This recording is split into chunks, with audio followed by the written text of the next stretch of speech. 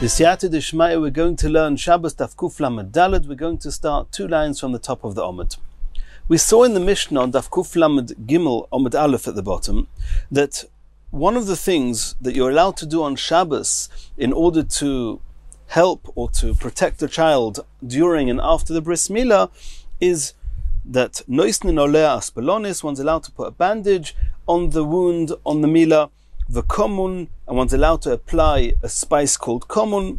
Im lo yishochak me'erev Shabbos, if you do not crush the spice, the komun, before Shabbos, lo yas b'shinov v'noisnin, you're allowed to crush it with one's teeth and then apply it on Shabbos.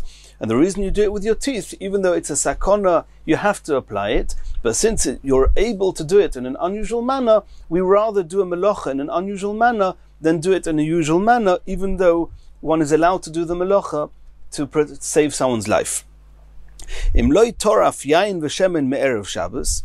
And one of the things they used to apply on the milah to cure the milah is they would have wine with oil that was toraf, that was very vigorously mixed together. They would apply that as well. And if somebody did not prepare this mixture before Shabbos, yinosein zeh ba'atzmoi v'zeh ba'atzmoi, then one is allowed to apply it, but one should not apply it, one should not vigorously mix the wine and the oil, since that's very similar to what you do during the week. There's a discussion exactly what the issue with it is, but either way, you shouldn't do it. Rather, they should be applied separately. And there's a discussion in the Mefarshim, what does it mean? Does it mean that you apply it to the wound, the wine separately and the oil separately? Or does it mean that you can put them both into a container and let them mix on their own, but you shouldn't mix them at all? Or are you allowed to mix it a little bit, just not allowed to mix it vigorously? Part of that we'll see in the Gemara, part of it is going to be discussion in the Mefarshim.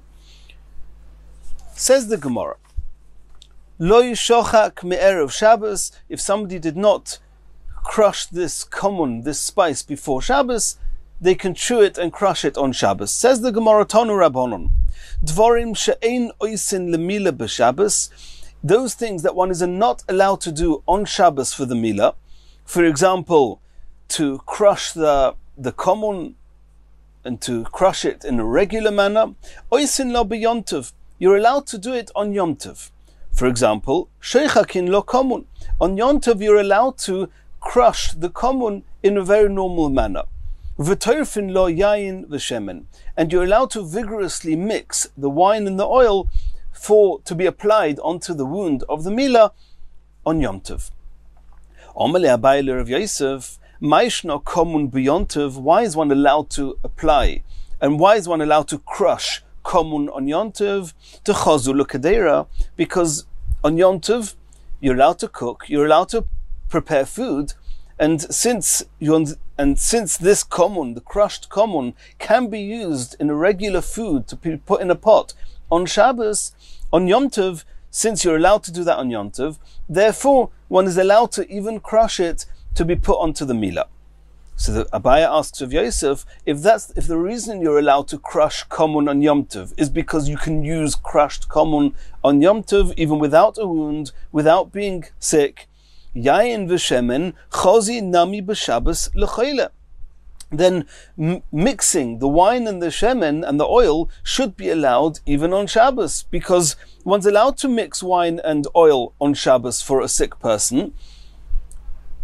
We're talking here about a choyle she'ein bei sakana, because a choyle that's yesh bei sakana, you can do anything. But even for a choyle she'ein bei sakana, one is allowed to mix the oil and the wine on Shabbos for him. So why are you not allowed to mix the two on for the bris milah? We saw in our Mishnah that you're not allowed to mix the oil and the wine on Shabbos. Why not? You can use it. The Tanya, as we saw in a brisa, ein toirfin yain v'shemen l'choyle b'Shabbos. The Tanakhama say that you should not vigorously mix the wine and the oil for a choyle she'ein bei sakana on Shabbos. Omer Reb Shimon ben Elazar, mishum Reb Meir. Reb Shimon ben Elazar says in the name of Reb Meir, he argued with the Tanakhama. The Tanakhama say on Shabbos, for regular choyle, you're not allowed to mix the wine and the oil. Reb Meir, however, argues and says, Af toirfin yain v'shemen, you're even allowed to vigorously mix the wine and the oil for a choile. And we know that our Mishnah, as with most Mishnahs in Shas where no name is mentioned in the Mishnah, then the Stam Mishnah is Reb Meir. So since Reb Meir says here you're allowed to vigorously mix the wine and the oil for regular choile she'ein bo sakana, even on Shabbos, and our Mishnah would be going according to Reb Meir, why then does our Mishnah say you're not allowed to mix the wine and the oil? And the Gemara continues, the Brisa continues, Omer Reb Shimon ben Elazar, Pam achas chosh Reb Meir b'me'ov. At one point Reb Meir was not feeling well. In his intestines, his digestive system wasn't so right. V'bikashnu litroi flo yayin v'shemen, and we wanted to vigorously mix together wine and oil in order for him to drink it, and that would cure him. V'lo yinachnu. He didn't allow us to do that. We said to him, Dvarecha, your own opinion that it's allowed to be done on Shabbos, Yevatlu b'chayecha, you're going to not heed them, you're going to be mevatel them during your very lifetime. We're doing this for you and complying with your opinion that it's mutter. Omar Lonu, and Reb Meir said to us, Atal pisha ani omer kech. It's true that I hold that it's mutter. V'chaverai omrim kach, but my colleagues, my friends, the chachomim, they say it's asa. And miyomai lo mileni libi laver al divrei chaveroi. In my whole life, I never went against, I never contradicted anything my friend said. And since my friend said that one should not do this on Shabbos, therefore don't do it on Shabbos. Who knew the machmer nafshei? It's true that Reb Meir himself, he was machmer, he didn't want to go against his friends. Aval l'kuli alma. But for anybody else, Reb Meir holds, it's mutter. Sorry, it's mutter. If so, our Mishnah, that is a Stam Mishnah, there's no name there, it would be Reb Meir, it should be allowed. Answers the Gemara, I'll tell you a fundamental difference between the case of Reb Meir and the Chachomim here and our Mishnah. Hasam, in the case of a regular choile, loy boyo licha. It doesn't need to be very well mixed. And therefore Reb Meir says it's mutter. But in the case of Mila, what they would typically do, it would be toirfin. Boya licha, it would be very, very well mixed, and that you shouldn't do. And even Reb Meir agrees you shouldn't do that. Asks the Gemara, Hochanami nevid v'loy lilach. So too here, let's just do what you would do for a regular choile, mix the two together, and then apply it, and don't mix it vigorously. Says the Gemara, you're right. Hainu diktoni noisin zeh b'fnei atzmai v'zeh b'fnei atzmai. When it says in the Mishnah that you should apply each one separately, it doesn't mean just apply them separately on the wound. No, you can put them both in a bowl, you can let them mix, and as long as you do not vigorously mix them together, that's what the Mishnah means. Noisin zeh b'fnei atzmai v'zeh b'fnei atzmai. And whatever you're allowed to do for a regular choile, of course you can do for the Mila. Continues the Gemara. Tanu Rabbanon. Ein mesanenin es achardel b'mesanenes sheloi. One is not allowed to sieve mustard in a sieve that is unique to separate the mustard from the chaff, from the peels of the mustard. You're not allowed to do that on Yom Tov. Ve'ein memaskin oisoi begacheles. The mustard would become sweetened when some coal was put on it, and you're not allowed to sweeten the mustard using a coal. Omar le'abai l'Rav Yosef, ma'ishno. Mehadetnan noisnin beitzo b'mesanenes shel chardel. We know that after or whilst sieving the chardel, the mustard, they would typically take a raw egg and allow it to sieve through the mustard sieve, and it would be beneficial for the looks and possibly the taste of the mustard. And they would allow the egg to go through the sieve. So he says, if you're allowed to let an egg go through the sieve on Yom Tov, why do you not allow us to sieve the mustard itself? Omar lei, so Rav Yosef answered to Abai, I'll tell you why. Hasam loy merze kaboira. In the case of the egg, it's true that the yellow part of the egg goes through the sieve first because it's a little bit more fluid, and the white part will stay in the sieve. and therefore it looks like you're separating, but ultimately the white part of the egg is also going to fall through the holes of the sieve, and nothing is going to be left on top. Since nothing is left on top, it doesn't look like you're doing boira. However, hoche, in the case of the mustard itself, where the mustard itself is going down and the shell of the mustard is staying in the sieve, merze boira, it looks like you're doing boira, and you're not allowed to do it on Yom Tov.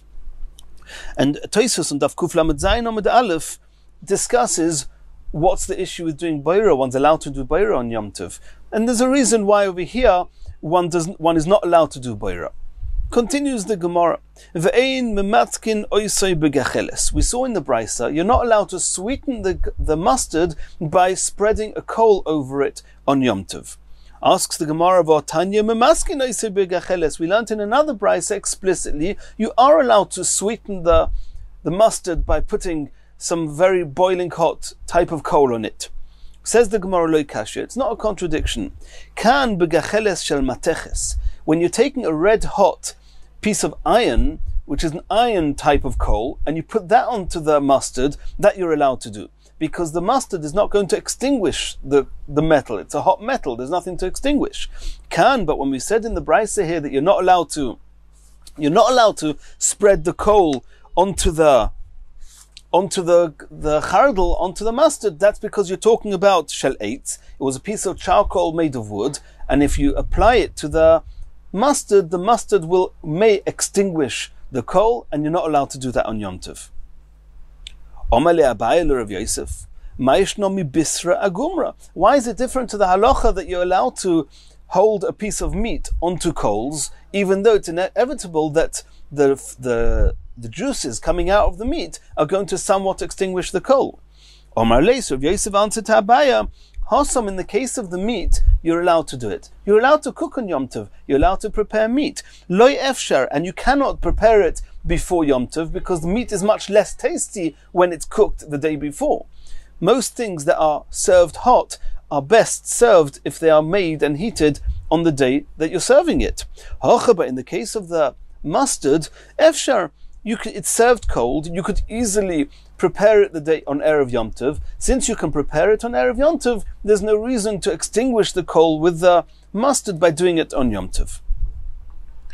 And again, the Mefarshim and the Poskim discuss how this influences Hilchas Yom Tov on a broader way, but we're just learning the Gemaras locally.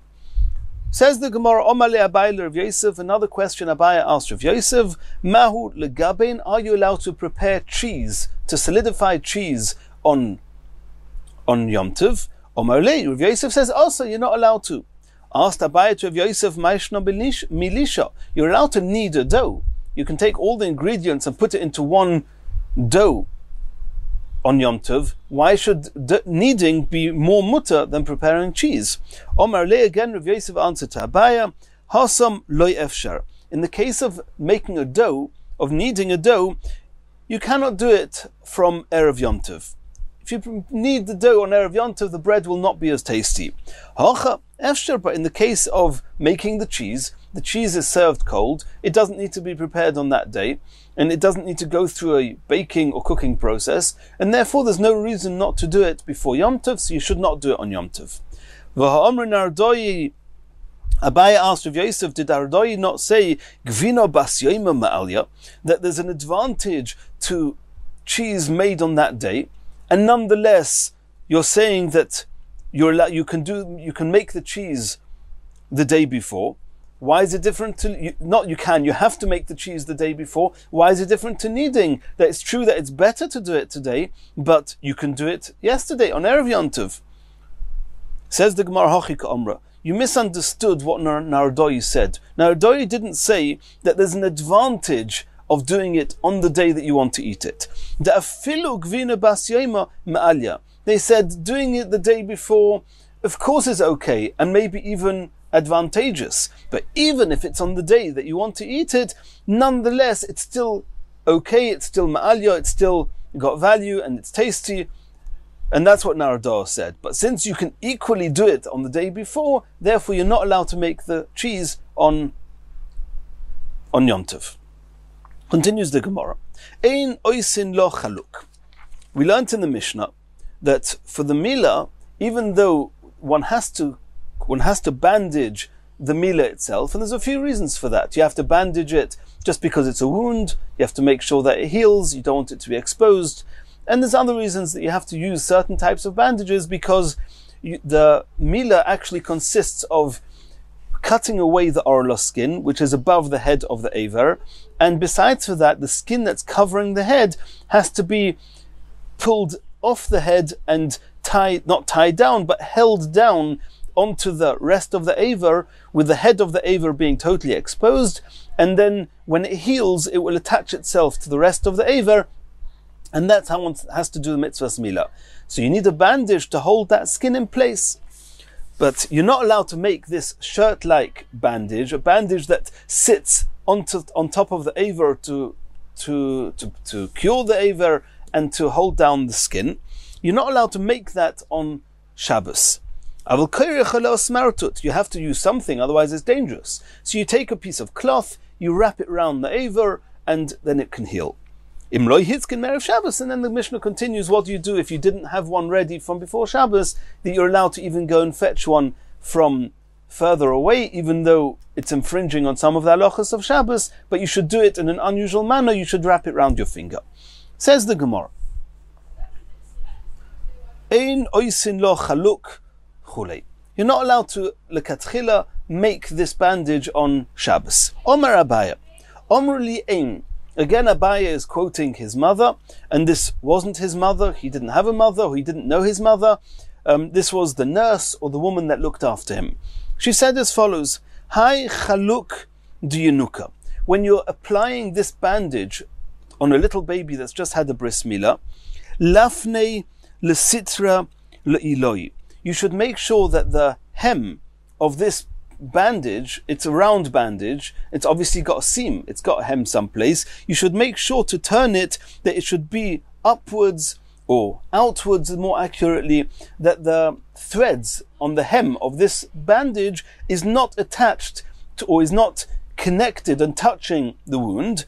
Dilma midbik, because maybe some of these threads will attach themselves and stick to the wound when it's healing, and then Dilma midbik garda mine, maybe a thread will attach itself from the hem of this bandage onto the wound. And when you remove the bandage, then you will puncture the aver and you can cause the child to become permanently damaged. Abaya, whoever this was, this nurse that was looking after Abaya, she used to use such a bandage, but she did not turn the hem inside out. It should be outwards. The hem was facing inwards, but in order to avoid the threads of the hem attaching itself to the wound, she would have a lining inside, an added lining that would be interruption. It would be between the hem, the seam of the bandage and the wound, and therefore she was not taking a risk of hurting the child. Ovda kisasa, she would make a covering, a lining, lepalga, to the half of this bandage which is close to the wound, and she would make sure that the threads would not get attached to the wound. Omer Abaya, Abaya said, Hayanuka de lesle choluk. If you have a child who's had bris milah and you haven't got such a shirt type of bandage to put on, laisi belisa de isle shifsa. You should bring a rag. A rag typically would have a shifsa, would have a hem. And you would fold over the shifsa, the hem would be folded over le satoi, which means that where the part of this cloth, of this rag, where the hem is, would be folded out. So the threads of the hem are nowhere near the wound. And the top part of this rag, where there might be some threads that are sticking out, there he would double over. Ayefle means double over le'iloi. The top part of this rag would be doubled over outwards, and that way none of the threads, not on the side where the seam is, and not on the other side of the rag, will get anywhere near the wound. Va'omar Abaya, Abaya said, Omro li'em, hayanuka, deloi yedia mafkosei. What happens if this child in Chas v'Shalom, the one cannot determine, it's not detectable where his back passage is, where the stool comes out of, and this child seems to have a cover of skin over the whole back area, and you don't know where the exit is. What should you do? L'shayfei mishcha. You should rub the whole area with oil. V'loikmei lehadi yoimo. And you should stand the child in the sun, where he'll get warm. The oil will warm it up. V'heicha de zig, and where the skin looks a little bit more transparent due to the oil and the heat, you can see where the skin's a little bit more transparent. Likore, you can tear a hole open there. What tool should you use? Besarasa. You should use a grain of barley which is sharp. And how should you do it? Shesi ve'erev. You should make a little slit going from side to side and another little slit going from the top to the bottom. A little type of a cross. And then you'll have an opening. Aval bekli matchos, you should not use a metal tool. Mishum dezorif, it causes inflammation, and we don't want that to happen. Continues the Gemara of Omar Abaya. Omro li'em, ha yenuka deloi mayitz. If you have a child and chas v'sholem, the child is not sucking milk from its mother. The reason is meikar dekar pume. It's because his mouth is too cold, and therefore he doesn't feel comfortable or isn't able to do the sucking motion. So what should you do? Maitekante, what's the remedy? Leisa kasa gumra, you should bring a cup of coals. Velinkate, and stand it, linkatele lahadi pume, you should stand it near the mouth of the child. Be careful you don't burn the child. Dechayim pume will warm up the mouth of the child. Umayit, and then it will be able to suck. Continues the Gemara of Omar Abaya. Omro li'em, if chas v'sholem a child is not breathing, you don't see his chest going up and down in a regular fashion as it would with the child that's breathing. Linafafei benafvoso, you should fan the child with a fan, umenashse, and it will help him breathe. V'omar Abaya said, Omro li'em, hayanuka deloi ma'ave. If chas v'sholem a child, he may be breathing, but he's not breathing easily. Leisa salisa de'ema, you should bring some afterbirth, some of the afterbirth that came out of the mother after the child was born. V'lishrakei ilave, and we slide it over his skin. Uma'ave, and it will help the child breathe easily. V'omar Abaya, Omro li'em, another thing of Abaya heard from this woman that was looking after him. Hayanuka dekotin, a child that's very emaciated and is not digesting his food and is very, very small, very thin. Laisi lesilta deime, should bring this afterbirth that we mentioned before from his mother. V'lisharke ilave, and rub it over his skin. And how are you going to do it? Because the child is emaciated and we want the child to expand, we want the child's organs to become healthier and bigger, then the motion that you rub this afterbirth over the child is mikutna le'ulma. You start rubbing the child with the narrow part of the afterbirth, and as you are slipping this afterbirth over the skin of the child, you move to the wider part of the afterbirth in the hope and encouragement that the child's organs will also expand, become wider and healthier. V'i alim, if chas v'sholem a child is bloated, there you have an excess amount of expansion and you want the organs to shrink a little bit, then me'ulma lukutna, you rub this afterbirth on the child, starting with the wider part of the afterbirth and rubbing it over the child. And as you're rubbing this afterbirth on the skin, you should move it to the narrower part of the afterbirth in the hope that it will help the child's organs become less bloated. V'omar Abaya omro li'em, hayanuka de sumuk. If you have a child, a newborn child that's very red, the akati lo ivla beidoma, the blood has not yet been absorbed in its body, it's just lying on the surface, so to speak, between the skin and his flesh, then if you do the bris milah and you're going to penetrate the skin, what you're going to be left is that all the blood is going to pour out. It's very dangerous. So lirta chule, you have to wait ad ivla beidoma, until you can see that the blood has become absorbed in the organs, and then you can do the bris milah. The yorik, if you see that a child is yellow, the reason is because he is blood deficient. There's not yet enough blood in his system. Then you should wait until you see that there's more blood flowing through the system, and then you can do the bris milah. The Tanya, we learned in a brayse, Omer Reb Nosson, Pa'amachas holachti lekroche hayam. Reb Nosson once went to the kroche hayam, the places far out at sea. Ubos isho achas lefonai, and Reb Nosson is saying, a woman came to me, shemolo beno rishon umeis. She did the bris milah, or she obviously arranged for somebody to do the bris milah of her oldest child, of one boy, and the boy died. Sheini umeis, the second one also died. Shlishi hevi osoi lefonai, and she brought me the third child and wanted me to do the bris milah, or maybe she was asking if she should do the bris milah. Ro'isiv, I saw the child, shu odom, it was very red. Omartilo, and I said to this mother, Hamtini lo yad sheyivla boidomoi, wait until the blood gets absorbed in his organs, and then you can do the bris milah. Himtino lo, she waited, ad shenivla boidomoi, until the blood got absorbed, umola oisoi, and she arranged for the bris milah. V'choyo, and the child survived and lived. V'hoyu koirno, say they called the child Nosson HaBavli. That's the name they gave the child. Al Shmi, says Reb Nosson, because I was the one that gave her this advice, and in that schus, the child had bris milah and survived. They called the child Nosson HaBavli. Shuv pamachas holachti lemedinas Kapoitkia. Reb Nosson says there was another time that I went to the land of Kapoitkia. Ubos isha lefonai. And a woman came in front of me. Shemolo b'no rishon umeis. She did bris milah on one boy, on the first son, and the child died. Sheini umeis, the second child also died. Shlishi eviosoi lefonai. She brought me the third child and wanted to know what to do.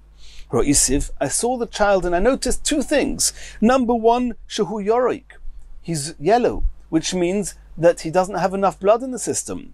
Hitzatzi boy, and when I gave a more close look, I also noticed boy dam bris. I noticed that in the aver where the bris milah has to be done, there's no blood flowing through there at all. Which means that even if the bris milah would be done, and maybe even if the bris milah would be done, then no blood would come out. And one of the halachas of bris milah is that a little bit, at least a drop of blood, has to come out. So Amartilo, I said to this woman, Hamtini loy, wait, achet yipol boidomoy, wait till there's more blood in his system. Don't forget he's yellow, which means that he has a deficiency in the amount of blood. Wait till he has enough blood. Vimtino loy, she waited for him. Umolo oisoi, and they did the bris milah, and the child had enough blood and was strong enough to recover, and there was enough blood that when they did the bris milah, it was valid because a drop of blood was released from the milah. V'choyo, it lived. V'hoyu koirin shmoi, Nosson HaBavli, and here too they called this child afterwards by the name Nosson HaBavli al Shmi, because of my name called Nosson, and I was the one that gave her this advice. Continues the next Mishnah. Marchitzin es hakoton bein lifnei hamilah ubein le'achar hamilah. One is allowed to bathe, wash a little child both before the bris milah is done and after the bris milah is done. And it helps the child. And after the bris milah is done, could be a sakona if you don't do it. We'll see later in the Gemara. It could be dangerous if you don't bathe or wash the child. And the Mefarshim discuss, and it's not going to be so apparent in the Gemara, but the Rishonim, the Mefarshim discuss exactly when and under what circumstances one is allowed to wash before, when and under what circumstances is one allowed to wash afterwards, when is it just comfortable for the child, preparing the child, when is it dangerous if one doesn't do it, and there's obviously halachic ramifications to that as to how much chilul Shabbos one's allowed to do. Just to bathe somebody is not an issa d'oraisa. It could be, there's other rabbinical issues, but it's not issa d'oraisa. If it's a sakona, you're allowed to even be mechal Shabbos. You will be allowed to heat up the water on Shabbos. If it's not a sakona, you're not allowed to heat up the water on Shabbos. All that, some of those details will be discussed in the Gemara.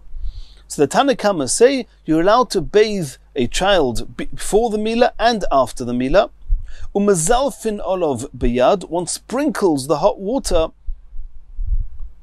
biyad, with his hand. Avaloi bekli, you should not use any type of utensil with which to sprinkle water on the child. You should do it in an unusual manner. You should sprinkle the water with your hands. Rebbe Elazar ben Azariah Omer. Rebbe Elazar ben Azariah argues with the Tanna Kama and says, marchitzen es hakoten, you're allowed to, not only do you not have to sprinkle on the child, you're allowed to actually wash the child regularly and normally, bathe the child. B'yoyim hashlishi shechal yois b'Shabbos. On the third day after the bris milah, which is on Shabbos. If it's not on Shabbos, you can do whatever you want to do. But even if it's on Shabbos, he says you're allowed to bathe the child, and you do not need to just sprinkle on the child, you're allowed to actually bathe the child. Shenemer, as it says in the Pasuk, Vayhi b'yom hashlishi, was the third day after they did the milah in Shechem, b'yosim koyavim, and they were all in pain. So you see that on the third day is still a day where it's even more pain, even more dangerous, but either way, certainly the person who did the bris milah is still considered a choyle on the third day, and therefore Rebbe Elazar ben Azariah says you're allowed to bathe the milah even on the third day, even if it's on Shabbos. Continues the Mishnah, Suffolk, and Rashi says the Suffolk here is if the child was born in the 8th month, or if the child was born in the 7th month, or in the 9th month, because a child that's born in the 8th month, the Chachomim knew and assumed the child will not survive. And the halacha is that a bris milah done on a child that was born in the 8th month of pregnancy, you're not allowed to do the bris milah on Shabbos. However, if it's a Suffolk, you don't know if the child was born in the 7th month of pregnancy, which interestingly enough, a child would survive, or the 9th month of pregnancy where the child would also survive. If you have a doubt, then the Mishnah says that you're not allowed to do the bris milah, which is Chilul Shabbos, on such a baby because it's a Suffolk. And Rebbe Kivega asks that this seems to contradict the Gemara and Daf Kuf Lamed Vav. This is how Rashi explains it, and we're going to stick with that. V'adregenus, a child that Chas v'Shalom has the organs of both a male and the female organs, he's called an adregenus. Ein mechal in olavas haShabbos, then the bris milah may not be done on this child on Shabbos. Rabbi Yehuda matir be'adregenus. Rabbi Yehuda says that regarding Suffolk, if it's a doubt, I agree that you're not allowed to do the milah. If it's an adregenus, then you're allowed to do the milah of an adregenus on the 8th day, even if it falls on Shabbos. Continues the Gemara. Says the Gemara, v'ha'omrus reisha marchitzin. We have a little bit of a contradiction in the first two lines of the Mishnah. The Mishnah starts, marchitzin es hakoten, you're allowed to bathe the cotton. A line later it says, umazalfin olav, and you sprinkle the water onto the child. Sprinkling the water doesn't seem to be bathing the child or washing the child. So answers the Gemara, Rav Yehuda, v'Rabbi bar Avua d'Omru Tarvayu, Rav Yehuda and Rabbi bar Avua, they both gave an answer to explain the Mishnah. Keitzad Toni. The Mishnah, you have to read into the Mishnah that, so to speak, the Mishnah is asking, how are you bathing the child? To which the answer will be that you sprinkle, you don't bathe it regularly. But not that it's just first it says marchitzin, which we assume means bathing regularly, and then it says mazalfin, sprinkling, that's a contradiction. No. Marchitzin, you can wash the child. How do you wash the child? By sprinkling. Keitzad Toni. And how do we read the Mishnah? Marchitzin es hakoten bein lifnei milah bein le'achar milah. You're allowed to wash the child before the milah and after the milah. Keitzad, how are you allowed to wash the child? Mazalfin olav b'yad avaloi b'kli. That's how Rav Yehuda and Rabbi bar Avua explain the Mishnah. Which means, according to them, according to the Tanna Kama, you're never allowed to do a regular rachitza, a regular bath. You're only allowed to do mazalfin. Rebbe Elazar ben Azariah says you're even allowed to do rachitza. And when Rebbe Elazar ben Azariah adds on b'yom hashlishi, then it seems from there, and we're soon going to see that in the Gemara, that according to the Tanna Kama, you're only allowed to do the sprinkling on day 1 and day 2. Not on day 3. On day 3 you're not allowed to do anything. He's no longer in danger. You cannot do anything. Rebbe Elazar ben Azariah argues in 2 points. Number one, on day 1 and day 2, not only are you allowed to sprinkle, you're even allowed to bathe the child regularly. That's one thing he argues with the Tanna Kama. Another thing he argues with the Tanna Kama is regarding day 3. According to the Tanna Kama, you're not allowed to do anything on day 3, even sprinkling not. Rabbi Elazar ben Azariah says on day 3 you're even allowed to bathe the child regularly. And he brings the pasuk that we saw in the Mishnah. Omar Rava. Rava's got an issue with the way that Rav Yehuda and Rabbi Baravua explained the Mishnah. V'ha marchitzin ktani. At the end of the day, the Mishnah starts with marchitzin. You're allowed to bathe. And whatever way you hold it, bathing does not mean sprinkling. So adding ketzad makes it a bit easier, but it's still, how can mezalfin, sprinkling, be a ketzad, a way of doing marchitzin, which is bathing? Elo Omar Rava. Rava's got a different interpretation to the machlokes in the Mishnah. Hachik toni. Marchitzin es hakoten bein milfnei mila bein le'achar mila.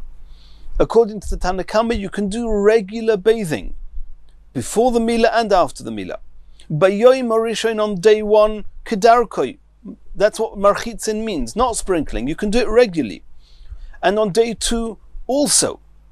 Or bayoim hashlishi, and on the 3rd day, the Tanna Kama say that if it's during the week, do what you want. If it's on Shabbos, it's no longer necessary to do a full bath. If it's Choliyos b'Shabbos, if it's on Shabbos, mezalfin olov, you just sprinkle some water onto the baby. And biyad avaloi bekli.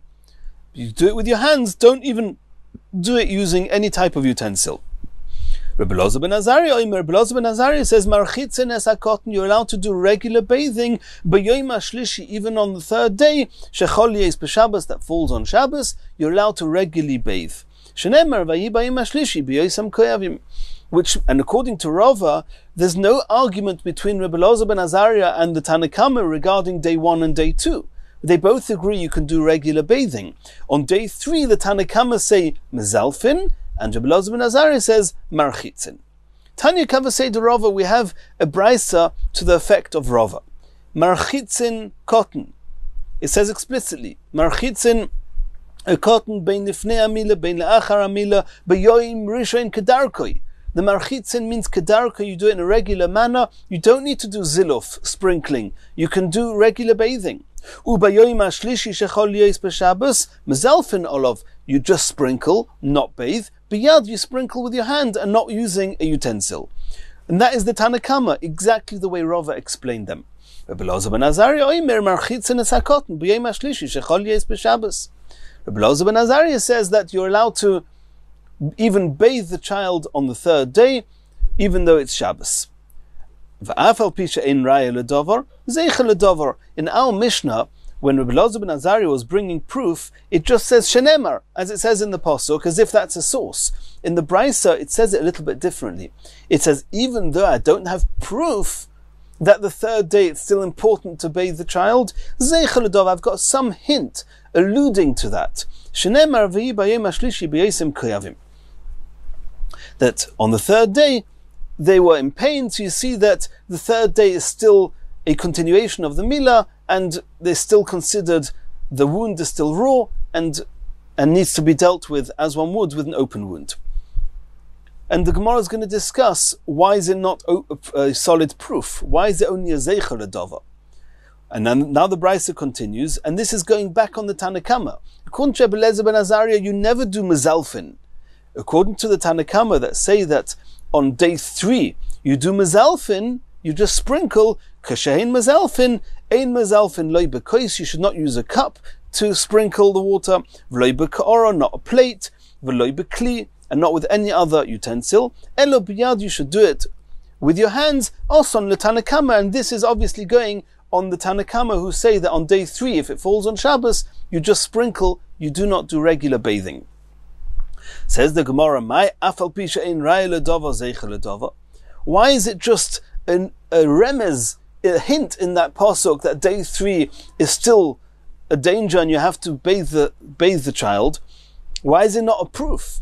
Says the Gemara, I'll tell you why. Mishum de Gadol, over there in Shechem, they were adults, and adults loisolik bisra haya. Skin does not replace itself, does not heal fast, and therefore on day 3 as far as an adult is concerned, it's clear from the psukim there that the person who had the bris milah is still considered sick.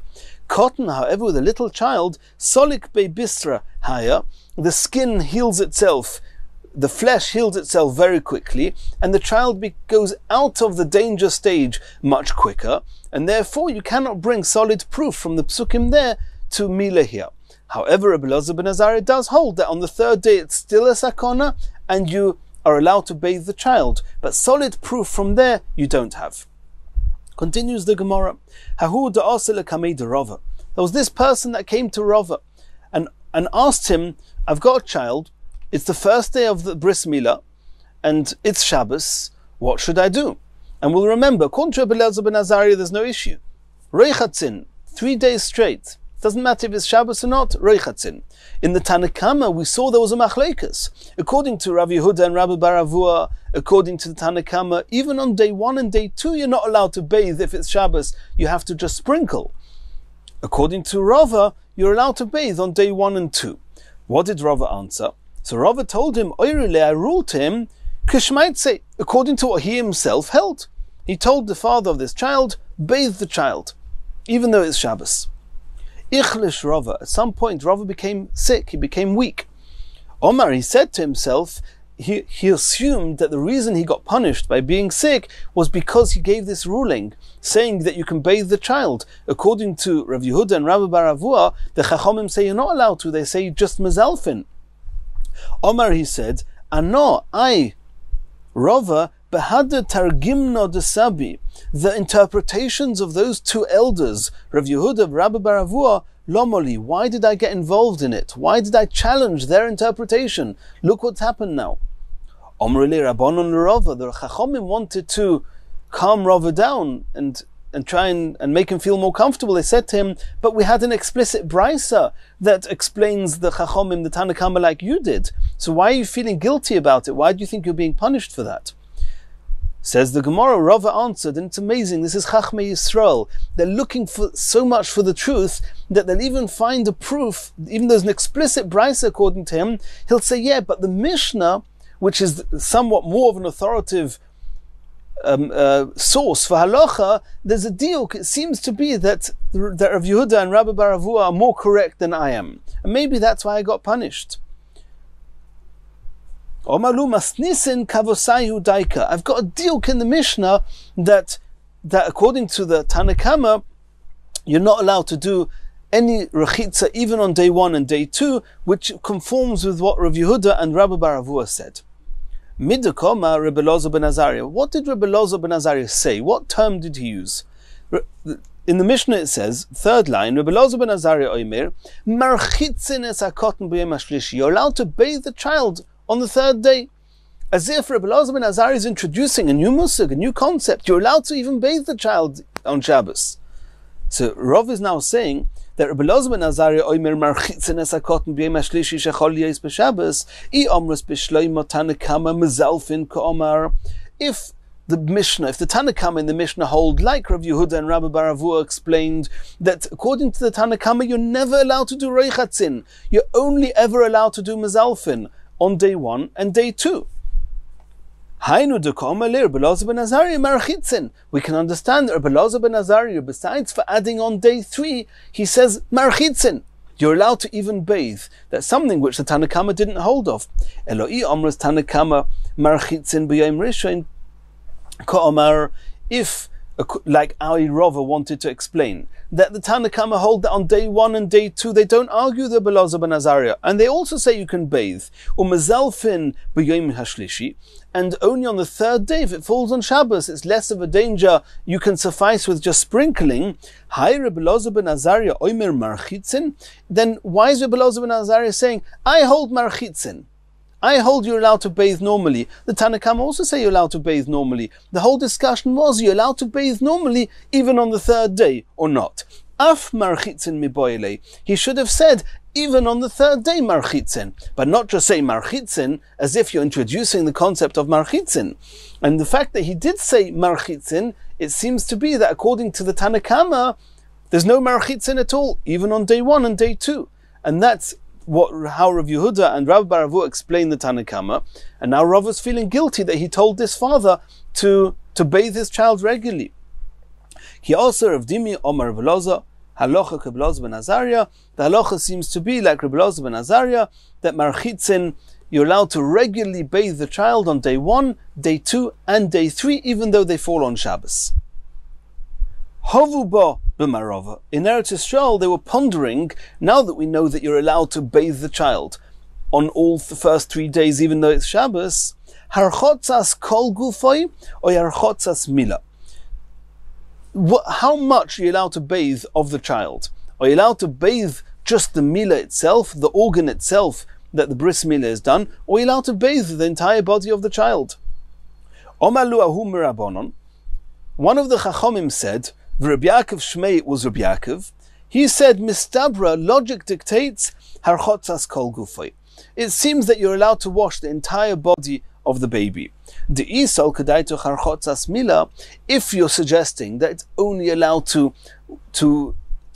bathe, to wash the area of the mila, that one organ, what's the chiddush? Migorab michamin al gabi maka?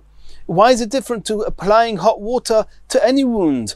Da'omar Rav, did Rav not say, Ein moinin, we don't refrain, we don't stop a person from applying chamin v'shemen me'al gabe mako b'Shabbos. You're allowed to apply oil and hot water onto a mako on Shabbos. There's no issue with it. And since you're always allowed to do that, what's the discussion here? And why do the Chachomim say that you're not allowed to do marachitzin on Shabbos? According to Rav Yehuda and Rabbi Baravu, you're never allowed to do marachitzin, and according to and on day 3, according to everybody, you don't do marachitzin. Why not? It's a wound, and you're allowed to do it on any Shabbos, any wound. That's what Rav Yaakov explained. So Rav Yaakov said, since we see there's a machloikas uniquely regarding Mila, it seems that the discussion is bathing the entire child, the entire body.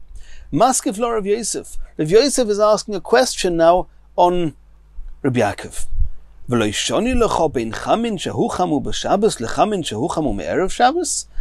understand that when you mentioned Rav that says you're allowed to apply hot water to a wound on Shabbos, that's talking about hot water that was heated up before Shabbos. But over here in our Mishnah, it's talking about a sakona, and you're allowed to even heat up the water on Shabbos because it's a cholesh yesh by sakona. It's dangerous if you don't.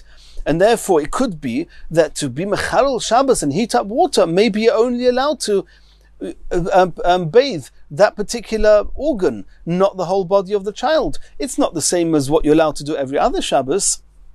And here there's a discussion in the Mefarshim, what type of marchitzin in the Mishnah are you even allowed to be mechalel Shabbos and heat up the water? Is it also for the marchitzin before the Milah, or is it just the marchitzin after the Milah? That's a discussion in the Mefarshim.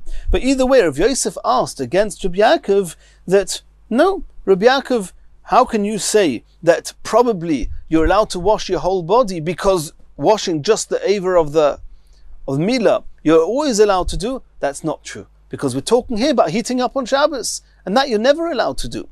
So maybe the whole discussion is just regarding the aver of the Milah.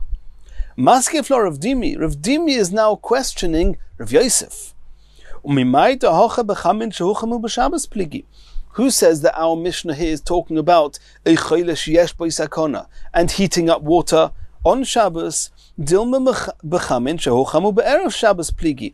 the discussion is only whether you're allowed to bathe or wash the child with hot water that was heated up before Shabbos. And if so, Rabbi Yaakov is right. Water that was heated up before Shabbos, you're always allowed to apply onto a wound. So if there's a discussion here, it must be the discussion is regarding the whole body of the child. Omar Abaya. Abaya said, I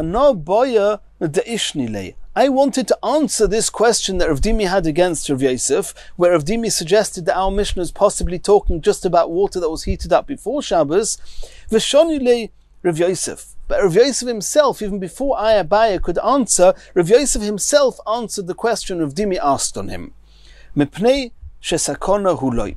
This Mishnah is clearly talking about a sakona as all the other things in the Mishnah and the previous Mishnah. You're allowed to wash the child because it's dangerous. Since you're allowed to do it because it's dangerous, you're even allowed to heat up the water on Shabbos. Since we're talking about heating up the water on Shabbos, then it could be there's a whole discussion even just regarding applying this water to the Aver itself, and there's no reason to assume that you're allowed to apply and bathe the whole body of the child. Itmar nami ki asa rovin omer bavo omer beloza. We learnt in the name of Rabbi Loza of Omri lo omer bavo omer Yechanan. Others say in the name of Rabbi Yechanan, halacha Rabbi Loza ben Azariah.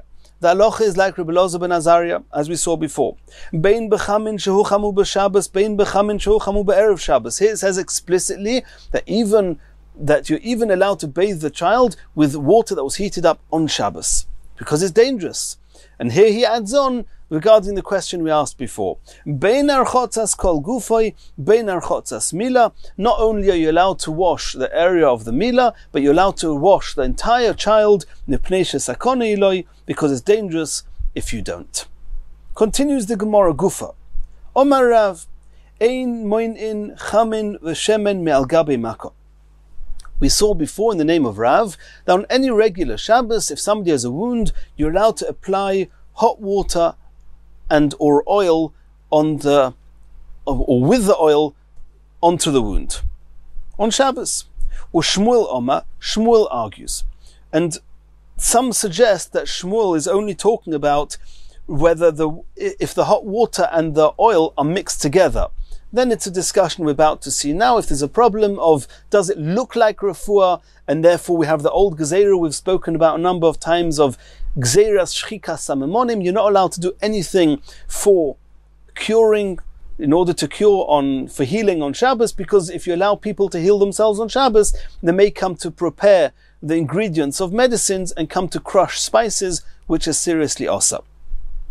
So some suggest that the whole machlokas here between Rav and Shmuel we're about to see is only when the water and the oil is together. But if it's just water, even Shmuel will agree that it's allowed, because if we don't say that, we're going to have an issue with the Gemara before, where the Gemara quoted Rav in the discussion of what you're allowed to wash the child with after the milah. In order that we shouldn't have an issue with Shmuel, they say that since in our Mishnah we're talking about just hot water, not the oil, therefore even Shmuel would agree that it would be okay. But either way, let's get back to where we are here. We're talking about a regular Shabbos, a regular wound, and it's a ein bo sakana. It's obviously not dangerous. If it's dangerous, you can do any chilul Shabbos. Shmuel says you're not allowed to apply the hot water and the oil directly onto the wound.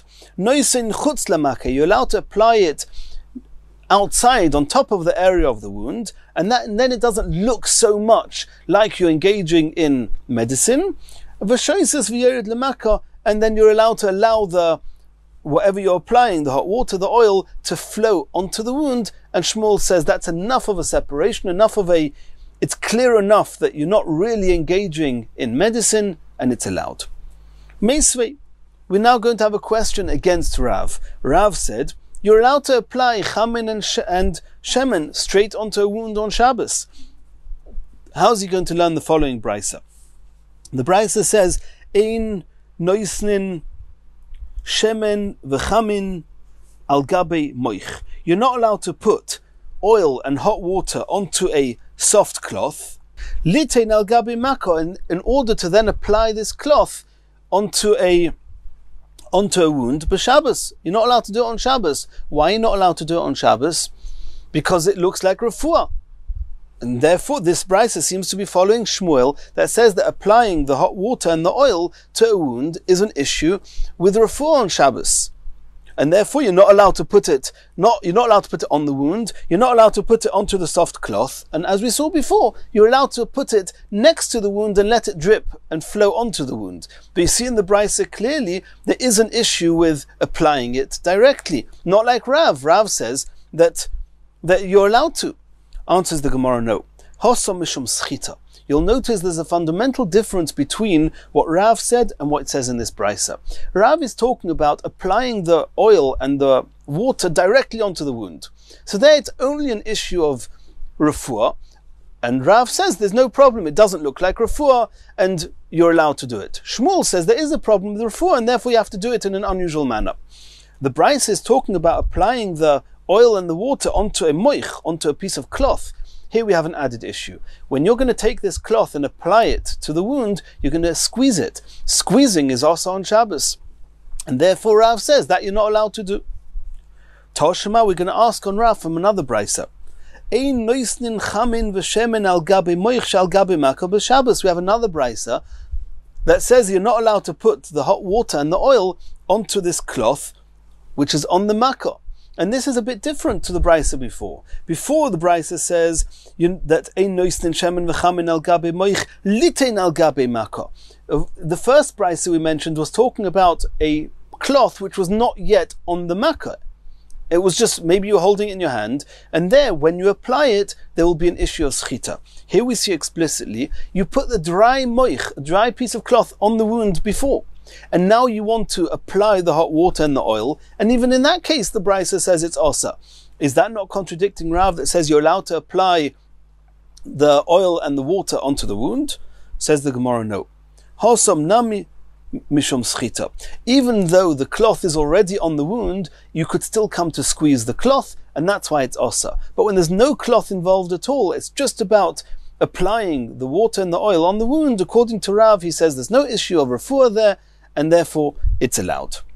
Tanya Kavosei, the Shmuel, we have a Brysa like Shmuel, ein noisnin chamin v'shemen al gabe mako b'Shabbos. You're not allowed to apply the hot water and oil directly onto a wound on Shabbos. Aval noisnin chutz lemaka, you're allowed to apply it outside the area of the wound, v'shoisos v'yered lemaka, and allow them to flow down onto the makkah. It's an unusual way of applying it, and therefore there's no issue of being engaged in medicine on Shabbos.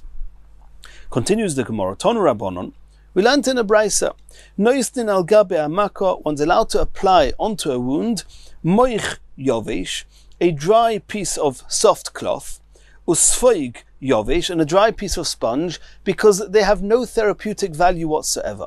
All they do is they prevent any of the hard threads of the cloth of a person's clothes from rubbing against the wound, but they don't have any healing properties. Avaloi gemi yovesh, but a dry reed, veloi ksisin, or dry ksisin yiveshim, and not dried rags, these, they do have therapeutic value, and therefore the Brysa says you're not allowed to apply them on Shabbos, you're not allowed to engage in medicine on Shabbos. Asks the Gemara, Kashya ksisin aksisin. First you say that a moich yovesh, a dried piece of soft cloth, you're allowed to apply because it has no medical value. And then you say that ksisin, which is also rags, you're not allowed to apply them because they do have therapeutic values. The Brysa seems to be contradicting itself. Lo ikashya, the Gemara says it's not a contradiction. Ha b'chadati, ha b'atiki. If this is a new rag that's never been applied onto a wound before, then it has therapeutic value, and you're not allowed to do it on Shabbos. But if it's an old moich, if it's a piece of rag that's been used on a wound before, it does not have any more value in curing and healing the wound, and therefore you're allowed to apply it on Shabbos, obviously providing that it's dry. Omar Abaya Shma Mino, from here we see Hanik Sisin, that the dry rags, providing they've never been used to cure a wound before, Mosu, they have healing values, and therefore you're not allowed to apply them on Shabbos. In the next shiur we'll continue from here.